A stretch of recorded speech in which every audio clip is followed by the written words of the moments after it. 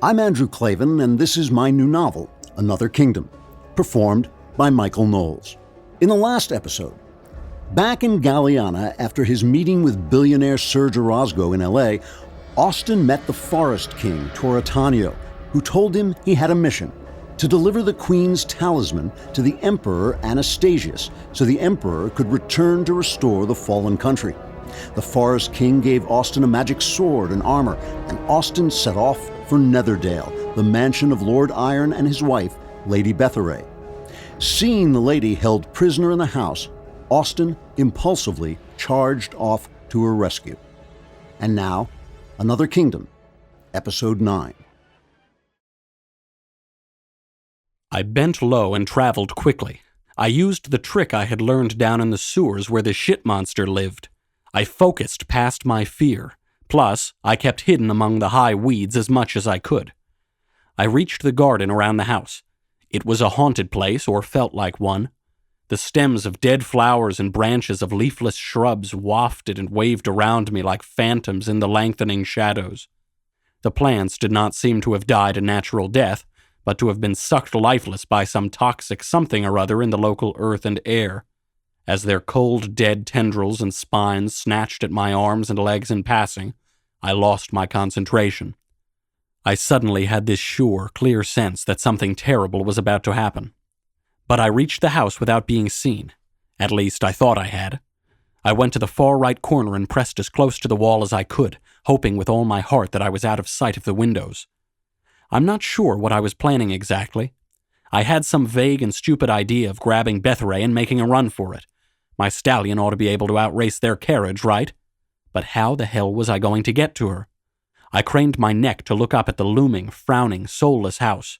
Ivy grew thick and heavy down the walls, twining over the brick facing that capped the corner. It was old growth, the vines stout and deeply entrenched in the stone. I thought maybe it would hold my weight if I tried to climb it. Hold me long enough anyway for me to grab onto the ledges and gargoyles that jutted out from the second floor upwards. I was never much of an athlete. Climbing? I was always the guy who couldn't shimmy up to the top of the ropes in the high school gym. Girls with arms like twigs used to scramble by on the other ropes around me. They would slap the ceiling and slide down while I was still twisting and dangling at the halfway mark. But there was no other way to get to Betharay without being seen, so I went for it. The next few seconds, well, they were harrowing. My muscles ached and strained as I pulled myself up the vine hand over hand. The ivy creaked and rattled like an antique car on a gravel road. I felt sure one of the guards inside would hear it. The cold stones scraped against my bare forearms and my face. The whole house seemed to hang over me like a movie monster, claws upraised. Only that sense that something terrible was about to happen kept me from giving up and letting go.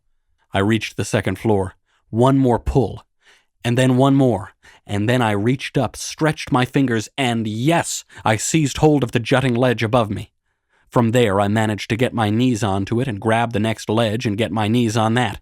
Then, balanced precariously, I reached up and seized hold of the dragon gargoyle above my head. Holding on to the stone beast's neck, I stretched my free arm out until I could grab the rail of the balcony where Betharay had stood moments before. I grabbed with one hand, then with the other, and my knees slipped off the ledge. A split second of terror, the earth spinning under me, my hands on the rail, my feet dangling. Then, with the strength of fear, I scrambled up and spilled down onto the balcony. Through the glass of the doors, I caught one glimpse of the room inside, a spacious bedroom with a large four-poster in it. I saw Lady Betharay, lit by the light of 2 candles, kneeling at the sculpted wooden prayer desk on which the candles burned. Her hands were clasped beneath her chin. Her valentine face was turned toward heaven. Her raven hair spilled down behind her. She looked like a saint about to be martyred. Then the lady turned to the door, leapt to her feet. I pulled back quickly against the wall to hide myself from view. It was Lord Iron. He had come marching into the bedroom with the evil little wizard guy scuttling after him. I pressed close to the balcony wall and listened. I could hear their voices clearly through the glass doors. "I've disturbed you at your prayers, my dear. I'm so sorry." That was Iron. He didn't sound sorry at all. "What's the meaning of this, Winton?" That was the lady. "Am I your prisoner here? Is that it?" "My prisoner? Of course not. Don't be ridiculous. You're my beloved wife." "Then why do you keep him away from me?" He only wants to help you. I know what he wants. He uses his power to cloud my mind and shape my will. Shouldn't a wife's will be shaped to her husband's? Not by demon magic. Is that what he did to Carter? Put a spell on her to make her accuse Austin Lively? You're confused. You don't know what you're talking about. No. Now my mind is finally clear. It wasn't Austin I saw with Carter in the maze that night at all, was it? I remember now. It was you. There was a long, ominous silence. A chill autumn wind blew off the blasted heath below me. It washed over me where I hid in the afternoon shadows. It made me shudder where I stood, pressed against the cold stone. Lord Iron spoke again, his voice thick with bitterness and sarcasm. My poor, fine, noble, loyal, and ever so moral wife. Who was the first of us to commit adultery? I never did. I stiffened as I heard the sound of a sharp slap. Until then I had felt nothing but fear. Fear for myself, fear for her, but now a raw fury washed the fear away. I had never felt anything like it before, not since I was a child anyway. Like a child, I wanted to go through the window and strangle the man. Like a child, I was helpless. I stayed where I was. Liar, Iron said. You think I don't know? You played the whore with Lively. Lady Betheray's voice was thick with shock and with tears. I wanted to. I should have. He's 10 times the man you are. But I said my marriage vows before God. Oh, God! Lord Iron laughed, as if it was the stupidest word he'd ever heard in his life. Then, a shuffling movement. No! Lady Betharay cried out, half in fear, I thought, but half in anger, too. Then another man spoke. I knew right away that it was Curtin, the wizard. More than the wind that blew across me, the sound of that voice chilled me to my bones. I had never heard a tone of such dead malevolence. It wasn't violent or threatening or cruel in any way, just malevolent, just dead. Look at me, my lady. Don't be afraid. Don't be foolish. You know you can't fight me. I can. I will, she said. I was confused before by Kata's lies. That made me weak. But now I know you can't control me if I won't let you. There was another long silence. I could feel the struggle of wills going on beyond the doors, Lady Betharay trying to shield her mind from the hypnotic power of the wizard trying to wear away her defenses. I could imagine the two fields of energy pushing against one another, vying for supremacy. Then, damn you! This was Lord Iron again, angry now. Never mind, Curtin. It doesn't matter. I don't care whether you believe me any more, my lady. I only need you to be here, to draw him. You're nothing but bait to me now. He won't come. He saw me betray him at the trial. That's exactly why he will come, to set you right. He loves you. He needs you to know he didn't betray you. He'll come, and when he comes, we'll have him, and this will be over. And I'll have no more need of you. There was a pause, a sound of motion. Iron was leaving, Iron and Curtin both, I thought.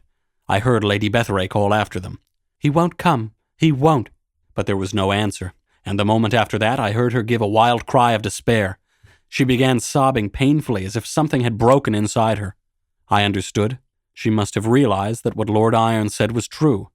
She must have realized that I would come, that I would walk right into her husband's trap to try to save her. She was right. I would. Lady Betharay went on sobbing. I wanted to go to her then and there, but I remained where I was until I heard the door of the house open below me. Quickly, I crouched down to hide myself beneath the balcony wall. I heard footsteps on the dusty drive. He'll be here, I'm sure of it, Lord Iron said. I'll leave the rest to you. Best if I'm nowhere near. Just make sure it's Lively who takes the blame. Sir Eravist answered him with an easy drawl. My lord. I waited, crouched there. Waited.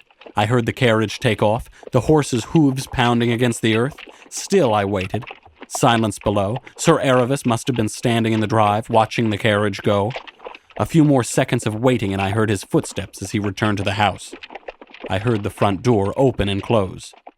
This was it. This was my moment. My only moment, probably. The time was short, very short. I had to move. I sprang up. I stepped to the balcony doors. They weren't locked. I pushed them open and stepped out of the chilly day into the shadows of the candlelit bedroom. There was Lady Betharay. She was sprawled on the bed, her face buried in her arms, her sobs loud and violent. How long before Sir Eravist and his men came up to check on her? Minutes? Seconds? Betharay, I said. Her sob caught on a startled gasp. She lifted her head and saw me. She leapt to her feet. Austin, my darling. She threw herself into my arms. It was an impossible moment. Intoxicating. Surreal. I knew we had to go. We had to go now, right now. But I couldn't move from her embrace. It was too good, too full. I couldn't leave it. I held her, surrounded by her scent, swimming in her softness, my cheek pressed against the velvet smoothness of her hair. My whole body was enveloped in such a cloud of longing. It went beyond the erotic into an almost holy devotion. And more than that, bizarrely, in that moment, there were other moments too, memories I had not lived through, cherished experiences I did not know I'd had. I caught glimpses of shared glances. I heard whispers of whispered secrets. I could half remember her half pulling away from me, resisting my desire in the name of her vows. It was crazy, like one of those crazy quantum things you read about on science blogs, where phenomena only exist when you're there to observe them. Lady Betharay and I had had a whole relationship that hadn't actually taken place until now, when I remembered it. A great passion I'd never felt, a grand endeavor I hadn't been there for. A whole dangerous conspiracy of good against evil, a mission for the sake of the country and the Queen that had brought us together in a past where I'd never been. I did not remember falling in love with her, but I knew I had. I had not lived it, but suddenly I remembered it. Maybe some great observer in the sky had seen it all from the beginning. But I was only coming to it in this moment, in this embrace. I knew we had to go, but still I didn't go. I went on holding her, feeling our whole fantastic history coming to life inside me for the first time. At last, she drew back slightly. She tilted her tear-stained face up to me. The sight of it filled me with something I had never felt before, a fever to fight for her, even to die for her. She had told Lord Iron I was 10 times the man he was. Just then, and for the first time in my life, I felt I was 10 times any man. "Can you ever forgive me?" she whispered. "Shh. We have to go." "Tell me, Austin. Tell me you don't hate me for what I said in court. I was under a spell." I let out a laugh. Hate her? I kissed her. I thought kisses like that were just in the movies. I whispered again. "We have to go." "Aravist has his men guarding the stairs." I looked around me. "We'll go out through the balcony then. Come on. We'll find a way down." Finally, I worked up the will to push her gently away from me. That's when I saw Sir Aravist standing in the doorway. Crap, I thought. Amazing how quickly all that romantic courage turned to steam and flew away. I remembered what Maud had said. Aravist was deadly with a sword. I remembered how fast he'd drawn his blade and struck me down in the tower room, so fast I'd hardly seen it. I was unarmed, and even if I had been armed, unless I was armed with like a .38, I would have been no match for him, no match for anyone. It occurred to me with a wave of nausea, that I was a fool to have come here. An unrealistic idiot. I was not the guy for this fight, or for any fight. What was I going to do now? Sir Aravist stepped forward. His thumbs were hooked arrogantly in his sword belt. He was smiling, utterly relaxed. Well, why wouldn't he be? Instinctively, I pushed Lady Betharay behind me. Aravist snorted to see it. Sure he did. What the hell good was that going to do her? How was I going to stop him? Not even armed, Lively, he said. You might have brought a sword just to make it entertaining. Look, let me get her out of here, I said. The words came out almost before I thought them. That's all I want. Let her go, and then you've got me. He lifted a finger to stroke one side of his mustache. He pretended to consider it. Then he said, That's one idea. Or I could hobble you and then kill her while you watch and then have you taken away to be tortured until you tell us where the talisman is. Yes, I think all in all, that's the option I prefer. This time I saw him make his move. I guess I was expecting it the whole time he was talking, that's why. I saw his hand go to the hilt of his sword just as it had in the tower where Lady Carter died. Just as before, he drew his sword in a flash of steel and swung it in a cruel arc at my head. I threw up my arm in a useless gesture of defense. And, with a loud clang, his blades struck the blade of the sword that was suddenly, magically, gripped in my hand. I gaped at my blade crossed with his. It was the Queen's sword, the silver sword I had drawn from the heart of the oak. Just as it had vanished into me, so it had sprung out of me in the moment of need. Likewise, the mercurial armor that had been sucked into my body now emerged from my skin and clothed me head to toe in liquid metal. Whoa, I thought. And Sir Aravist looked like he was thinking something similar, because he was standing there just like I was standing there, staring, gaping at the sword just like I was. But I understood it first. I recovered my wits first. I lifted my foot high and kicked him in the stomach. I don't know where I came up with that move. Something I once saw in a movie fight scene, maybe. I don't know. I just thought of it, and I did it. I planted my foot hard in Sir Eravist's leather-clad belly. I don't think it hurt him much, but it was a square-on blow, and it sent him reeling backwards. I didn't charge after him. It would have been suicide. I mean, yes, I had a sword now, but I hadn't the faintest idea how to use it. If I got into a duel with him, he would cut me to pieces, armor or no. He was already recovering his balance, already straightening on his feet, ready to fight. I grabbed Lady Bethora's hand and rushed with her across the room. It was a desperation move. How was I going to outrun Eravist? How was I going to get past the other two guards? I had no idea. But this was the only thing I could think of. Sword in one hand, lady in the other, I reached the bedroom door. I swung Bethora through it. "Run!" I cried. And I leapt after her into the house's hallway. Except not the hallway. Not the house. I suddenly wasn't anywhere I recognized. Then I did recognize it. My Nissan! I was in my Nissan, sitting behind the wheel of my car in the driveway outside Sir Jarosgo's hilltop ranch. I didn't know whether to scream at the insanity of it or to say a prayer of thanks for my salvation. Second after second, I just sat there in the car, panting with terror and excitement, my heart fluttering in my chest as if I'd just awoken from a nightmare, which I suppose in some way is exactly what I had done. Except I'd awoken from a nightmare into another nightmare, because now I was back in L.A. and I had to find the book Another Kingdom, or Sarah, the girl-boy assassin, would be set free to torture me to death, unless I was teleported back to Galliana first. Then Sir Eravist would torture me to death. Either way, there seemed a high probability that I was going to be tortured to death. It took me 3 tries before I could steady my violently trembling hand enough to slip the key into the ignition and get the Nissan going. Shattered, trembling, confused beyond reason, I drove home through the snaking darkness of Coldwater Canyon. I kept telling myself I needed to think. But I couldn't think. Bouncing back and forth between the fatal dangers of Los Angeles and the fatal dangers of Galliana had left me in something like a state of a waking coma. I stared through the windshield without seeing the road. I steered the car without knowing where I was headed. My mouth hung open like an idiot's mouth or a drunk's. I did everything but drool, and I probably would have drooled too if I'd thought of it. But I couldn't think of anything. Nothing at all. Somehow, by habit I guess, I made my way back to North Hollywood. I found my apartment building. I drove into my garage and parked. I reached for the handle of the car door, and I froze with my fingers on the metal. The old Gallianan doorway problem. What if I stepped through the door and was back in Netherdale? Sir Eravist had been 2 steps behind me at most, his sword drawn. A second after I returned, he would be on me. He would strike me down a second later. Lady Bethora would only live a few moments after that. I sat there in my dark car, surrounded by dark cars in the half-lit garage. I didn't know what to do. Finally, I went into my pocket and brought out my phone. The glow of the screen filled the Nissan's shadows. I searched for a video. How to fight with a sword. Guess what? There was a whole series of 3-minute instructional sword-fighting videos. No kidding. Yay, internet. I sat in the car and watched the videos. Each video covered one type of blow or defensive move. I watched each one 3 or 4 times, trying to memorize the instructions. When I had gone through 6 of them, as many as I thought I could remember, I set the phone on my lap and closed my eyes. I imagined how I would use the moves in the video to fight with Sir Eravist.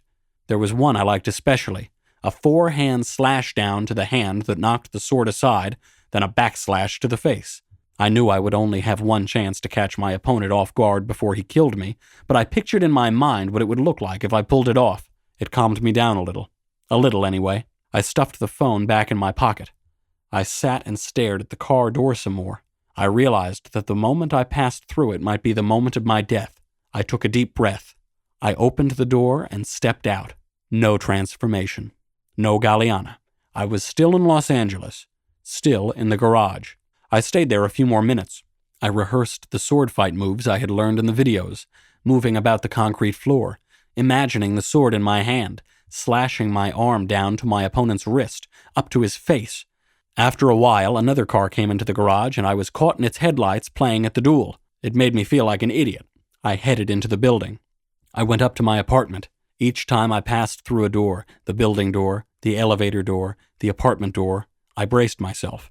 Each time I thought I might be hurled back into the hallway of Netherdale with Sir Eravist right behind me. I couldn't even enter the bathroom in my apartment without being afraid it would send me back to die at the point of Eravist's sword. By the time I went to bed, I was a nervous wreck. I lay there wide awake, watching the sword fighting videos on my phone again and again. And when that exhausted me, I put the phone down and just lay there, staring into the darkness. My weary mind returned to Lady Betharay, the feel of her in my arms, the sight of her tear-stained face turned up to me. What a woman she was. So feminine, so passionate, so steadfast, honorable, and loyal. I had never met anyone else like her. How was it possible I had won her love? A Hollywood nobody like me. In those snatches of half-memory that had come to me out of nowhere when I was holding her, I seemed a different person. Better, braver, more heroic.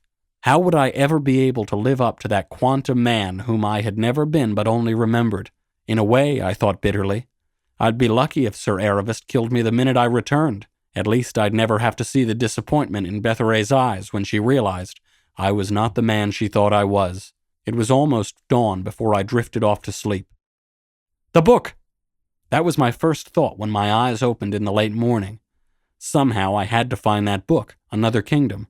If I didn't find it, and if I didn't find it fast, Sir Jarazgo would let Sarah kill me. Who knows? Sarah was so crazy and so angry he might come after me and kill me even if Orozco didn't let him. That is, if I didn't flash back to Galliana and get killed by Sir Eravist first. But where was I supposed to find the book? I had no idea where it was. I didn't even know where to begin looking. I went to the bathroom. After hesitating on the threshold for several minutes, afraid I might be flung back into the sword fight, I brushed my teeth and shaved, looking in the mirror. I looked like crap. No sleep, eyes full of worry, my hand so unsteady I nicked myself with the razor twice. I hesitated on the threshold again before I could leave the bathroom. Just stood there a full minute before I could work up the courage to go through the door. I felt like I was going out of my mind. Already exhausted, I plopped down at my desk. Miserable, I ran my hand through my hair. I gazed dolefully out the window. I saw the black Mustang parked across the street. Sarah was at the wheel. The killer was staring up at me, his eyes bright in his kittenish face, his teeth bared in an insane grin. I had to get out of there, and fast. I didn't know whether Sarah had come to kill me or just to watch me for Orozco. I didn't know if Sarah knew either. But I knew if I stayed in my apartment alone and did nothing, I'd be completely unprotected. I couldn't call the police. It would be sure to get back to Orozco. No, I needed to get myself to a public space, somewhere there were people, witnesses, who might make Sarah think twice. Hitchcock's. It was past breakfast time. My people might have come and gone, but there'd be others there, and Skylar would be there, working the morning shift. Skylar might be pissed off at me because Jane Janeway loved me instead of her, but I still thought she'd probably object if Sarah killed me in front of her, if only because she wanted to do the job herself. It was an unpleasant journey. I was afraid of every doorway, afraid it would take me back to Netherdale, afraid Sarah would be waiting for me on the other side. Down in the garage, I searched under my car for a tracker. I didn't find one, but it didn't matter much. Sarah didn't need a tracker. He and his Mustang were still right there at the curb when I came driving out of the garage. The minute he saw me, the slender blonde pulled away from the curb and followed after. He wasn't subtle about it either. He kept his front fender pressed close to my rear. I could see his bright eyes and eerie grin in my mirror. Stopped at a traffic light, I saw him pout at me flirtatiously and wink. He followed me right into the restaurant's parking lot, but he didn't get out of his car. He just sat there behind the wheel, just watched me as I walked to the restaurant door. I went into the restaurant without thinking about the door. There are so many doors to walk through in life, you can't be afraid of all of them, even if you know one of them might be your last. It was a relief to be in my old hangout. The familiar brown wood walls and white fairy lights, the TV news dancing on the liquor bottles behind the bar. It was all so familiar, it created an illusion of normalcy and even safety. Sarah wouldn't just walk in here and open fire. I didn't think he would anyway. There were plenty of starving artists sitting at the tables, drinking their coffee concoctions under the old suspense movie one-sheets. Even a couple of my disreputable crew were still at our usual place by the kitchen door. Ted Wexler, the aspiring asshole agent, was scrolling through the emails on his phone with one hand and picking at the crust of some dry toast with the other. The inscrutable beauty, Ren Yen, was inscrutably blowing the steam off a cup of tea while inscrutably staring into space, a living Eurasian stereotype. Skylar pushed out of the kitchen just as I was sitting down with them. "What the hell happened to you?" she said, scowling. Both Wexler and Ren Yen glanced at me with minimal interest, then looked away. Holding a tray in one hand, Skylar stood next to me, her enormous figure hanging over me like a tight deadline. With her free hand, she gripped my cheeks painfully and turned my face to her. "Uh-huh," I said, the words squeezed into incomprehensibility by her painful grip. "Your forehead. The bruise is gone. It's not even discolored." Oh, right. In spite of everything that had happened, only a day had passed since I'd last seen her. Some nude nymphs bathed me in the healing water of a magic grove, then stroked me to the greatest orgasm of my life, renewing my body and soul. I didn't tell her. I said instead, "I guess it was..." "What?" Skylar barked. I pulled her fingers out of my cheeks. "I guess it wasn't as bad as it looked," I said. Skylar continued to stare down at me with harsh, unforgiving skepticism, but it made no difference. Even if I told her the truth, she wouldn't believe it. A second later, she lifted her eyes. I saw her angry cherub face go soft beneath her spiky red hair, and I knew Jane Janeway had come in. It was an intricate moment. I turned and saw Jane by the door in all her slumped, mousy, secret loveliness. There was no mistaking the pleasure in her eyes at the sight of me, even though she shyly turned away so I wouldn't see. There was no mistaking Skylar's gloomy brooding as she hurried off to deliver someone's breakfast. Wexler smirked. Ren Yen watched through her tea steam. The whole thing was fraught with social complexity. Myself? It was strange. As soon as I saw Jane, I knew something had changed in me since yesterday. I had changed, and my feelings toward Jane had changed as well. I couldn't figure it out just then. Not with all the threats hanging over me from every side. Not with my mind churning and burbling with anxiety. But before, the sight of Jane had always filled me with guilt and uncertainty. I knew she liked me, and everyone liked her. She was so incredibly sweet, so nurturing, so kind, the sort of girl you want to build a life with. But was I willing to build a life with her? With anyone? Was I willing to risk hurting her if I wasn't ready? And not to sound like some shallow Hollywood cliché, but, well, what about my career? Skylar was right about Jane. She was the sort of woman who would give all of herself to her family, her husband, and children. Was I ready to support a woman like that? A family like that? I had always fancied myself a high-minded artist in the making. Would I give up that dream to make the money we'd need? Those were the questions that had paralyzed me before, just yesterday. But now? I was different. The misty nymphs of Shadow Wood had brought out some natural, manly something in me that I'd never quite felt before. And my bizarre, preternatural memories of Lady Betharay, and my memories of the man who was me when I was with Lady Betharay in the past, if you get my drift, had planted a new idea of myself in my brain. Or maybe an old idea, or maybe just a different idea than the one I'd been operating on until now. Anyway, the upshot is, when I saw Jane this time, I felt something. A quick, deep, bright premonition that she was going to be mine, and not mine in a polite, modern, equitable, easygoing partnership sort of way either, but totally mine, in my possession and in my care, body and soul, forever. Well, the feeling came and went, just a flash of insight here and gone, a split-second shock of raw, organic understanding. It was crowded out immediately by a fresh rush of worry about what I was going to do next. Still, a sort of undercurrent clarity lingered as I watched sweet Jane, in her oversized sweater and ugly tennis shoes, shuffle across Hitchcock's to our table. She stopped when she reached me. Her gentle blue-green eyes went wide. Her cheeks pinkened. "Austin, your head," she said. "I know.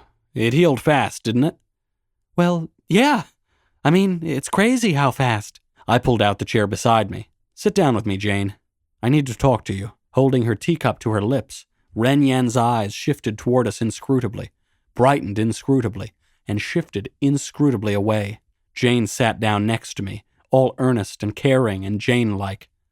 "What's the matter, sweetheart?" she said. "You look worried." It wasn't a romantic sweetheart. It was just Jane being darling Jane. She probably didn't realize yet that one day soon I was going to lay claim to her flesh and spirit and fill her belly with children and redefine her life by the force of my passion. Actually, I wasn't sure I knew that either, but I sort of did know it too. Like I said, The scenery in my brain was moving too fast for me to get a good view of it. "Ah, what's the matter, sweetie tum-tums?" Wexler mimicked her, making a kissing noise in his best asshole-in-training manner. "Shut up, Wex," said Skylar. She had returned to the table in order to assure Jane that her morning yogurt would fly to her with wings as swift as meditation and the thoughts of love. She loomed immensely, glaring mournful death, first at Wexler, then at me. Then she returned to the kitchen. Jane went on gazing into my face expectantly in that sisterly, motherly, loverly Jane way of hers, waiting for me to tell her my troubles so she could kiss them and make them better. Not for the first time. I reflected what a waste of womanhood it was for her to spend such sweetness taking care of two movie stars who didn't give a crap about her. "I've got a problem," I said. "Tell me." "It's this script I'm working on. I've written myself into a total corner and I need to talk it out with someone." I dreamed up this story on the spot. I knew it would sound natural. Jane was sometimes dragooned into reading script submissions for her movie star couple, Dave Exis. I had used her as a sounding board for ideas myself once or twice. She was at least as good a story analyst as I was. It's been keeping me up at night. "I can see. You look so tired." "Snookums," muttered Wexler. Skylar came out of the kitchen again and set Jane's yogurt in front of her. Jane barely interrupted our intense eye contact to smile her thanks, which made Skylar glower at me before she charged back through the kitchen door. "Okay," I said. "It's about this ordinary guy who finds himself in a totally locked room with a murdered woman, and he's got amnesia, so he doesn't know how he got there." "Ah, that's original," drawled Wexler, rolling his eyes. "It is the way I do it," I snapped at him. "Stop now, Wex," Jane told him quietly. Wexler rolled his eyes again, but he shut up and returned his attention to his phone. Because Jane was Jane. "So now he's on the run, and the police are after him for the murder," I went on. "And all he knows is he's got to find this book that will explain how he got into this situation. But the woman who has the book has totally vanished, and he doesn't even know where to begin to look for her." "Is the woman with the book hiding from him?" No. She actually wants him to have the book, but she's afraid if she gives it to him, her enemies will get hold of it." Jane gave a slow nod, raising her eyes thoughtfully to the ceiling. I used the moment to steal a glance out through the glass of the restaurant storefront to make sure Sarah hadn't left her car to come and get me. There was no sign of the kitten-faced assassin out there, but as I was turning back to Jane, my eyes passed over the television set behind the bar. My lips parted. My breath caught. I felt the blood drain from my face. The local news was on, and they were covering the murder of Sean Gunther. There was a picture of the house in the Hollywood Hills where I'd been last night. There was a video of Gunther's body being carried out on a stretcher.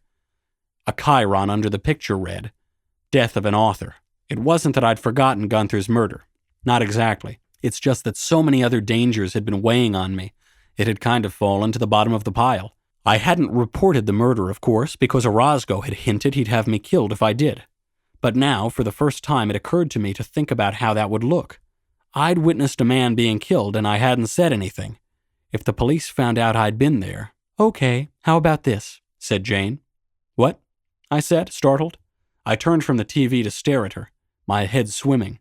"If the woman actually wants your hero to find this thing, but she's in hiding because she's afraid of her enemies, would it be plausible for her to find a way to slip the hero a clue?" "A clue," I murmured gormlessly. "Yeah, you know, something subtle enough to lead him to her, but without the bad guys catching on." What?" Jane smiled. She couldn't hide how beautiful she was when she smiled. "Well, come on, sweetheart. You're the writer. That's your superpower. Come up with something." I went on staring at her. The thought of Gunther's murder was still pinballing around in my head, and for a second, I couldn't even take in what she was saying.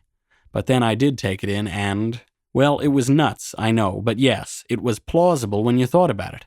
What Jane was suggesting, it made total sense. If Ellen Evermore had sent me another kingdom, but had withdrawn it when she realized I worked for Orozco, mightn't she have left a trail to help me find it again? A new thought came to me at once. The picture. The photograph of Ellen in Gunther's phone. "You know what?" I said softly. "You're right. That's good, Jane. That's actually possible. That might work." Jane's face went bright. She was so pleased to have helped me. Even her schlumpy getup and her limp hair couldn't hide how lovely she was just then. Was it possible? I wondered. Could Ellen Evermore really have left that picture with Gunther in order to lead me to her and another kingdom? I remembered the shot. She was in a museum. She was standing in front of a painting on the wall behind her. I took out my phone. I called up my search engine. I tapped in a description of the painting as I remembered it. A man in a skin of some kind standing between two women. Yay, Internet. It came up almost at once. The Choice of Hercules. There were several paintings of the subject, but the one I wanted was right here, in L.A., at the Getty Museum. "Hey, look, it's you," Wexler said. "What?" said Jane and I in unison. Wex held his phone out toward us. I felt something stick in my throat as I looked at the picture on the screen. It was a grainy photo, like a photo taken from a security camera. It showed two figures standing at the gate of Sean Gunther's house. It was me and the call girl, the girl who had seized on my arrival to make her escape. Wexler drew the phone back and read the photo's caption aloud. "Police are looking to question two people who were outside the author's residence on the night of the murder."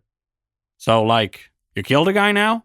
"I didn't kill a guy," I said, trying to make it sound as if the idea were ridiculous. "That did sort of look like you," said Jane. "It is you," said Wexler. "It's not me," I lied. Wex showed the picture to Ren Yen. She shrugged her graceful shoulders inscrutably. So many thoughts were racing through my mind at once, I could barely make sense of any of them. Would the police be able to identify that picture? Had I left fingerprints? Were my fingerprints on record? I had called Candy Fillikin at Mythos to get Gunther's address. Would she hear about the murder, see the picture, and call the police? Maybe I needed to go to the police myself, no matter what Orozco was threatening. But how could I? No, I knew what I had to do. I had to get to the Getty. I had to see if Ellen Evermore had left a trail for me there to lead me to the book. I didn't know, couldn't imagine what good Another Kingdom would do me. I only knew it was the one thing that linked all my troubles together. Galiana, Gunther, Orozco, everything. If there was a cure for the madness that was happening to me, it was in that book. "I have to go," I said.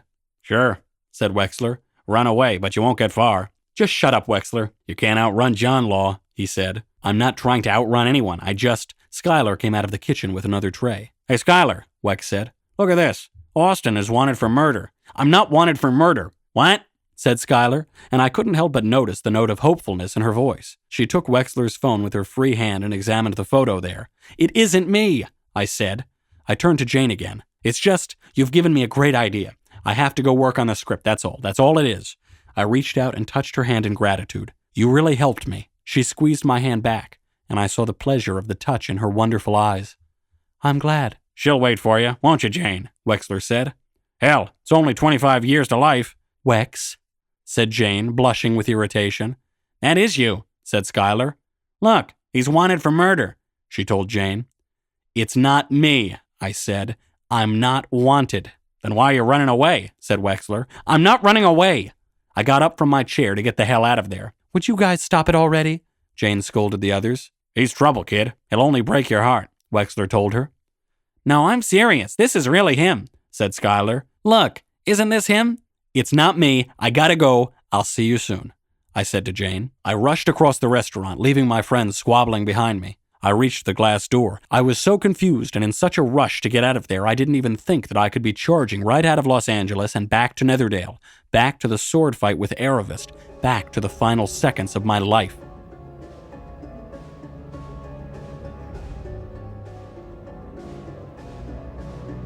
This has been Another Kingdom by Andrew Clavin, performed by Michael Knowles.